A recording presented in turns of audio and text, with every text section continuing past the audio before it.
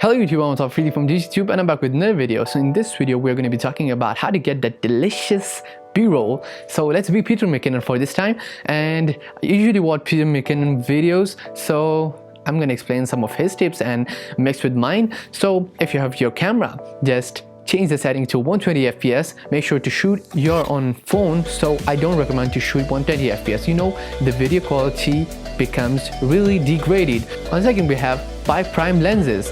You want background blur in b-rolls, so why not buy prime lens? If you buy prime lens, you cannot zoom in or zoom out, but the video footage you're getting is like, you know, it's really good.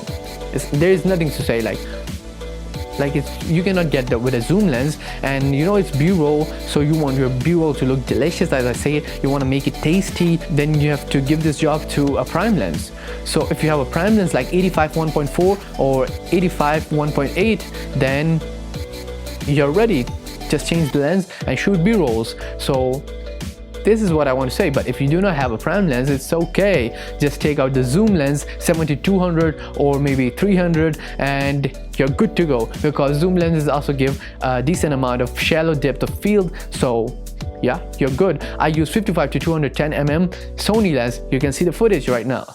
That looks really cool. So this is what we want the b-roll to look like. But if you have a prime lens, it's obvious that the aperture would be low, like f1.2, f1.4, f1.8, 2.8. So the low light performance will be really great. So I advise you to buy a prime lens. Now on third, we have shoot through objects, like shoot through objects, or maybe some walls or something. Like, make the foreground blur.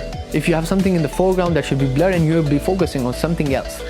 Yeah, that's what we want. We want some interruptions or some objects in the footage that we don't want, but we are deliberately adding them. So you know what I mean. And then the last tip, we have good video editing. First of all, the music is the important part.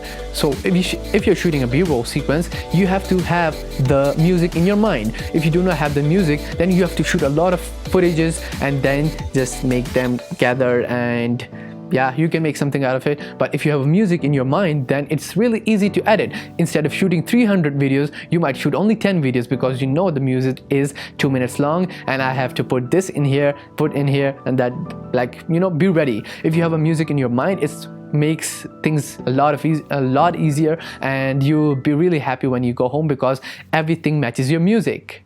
So this is really important, and match your video to the music. If you have beat, like changing beats, you have to change the clips right there. If you have bass somewhere, or if there is a beat drop, just manage that, and I hope you will get really good footage. So if you like this video, give it a thumbs up and subscribe. Oh guys, if you haven't followed me on Instagram yet, it's just Aftan_Afridi. So if you like this video, give it a thumbs up and subscribe for more videos like this. Peace out.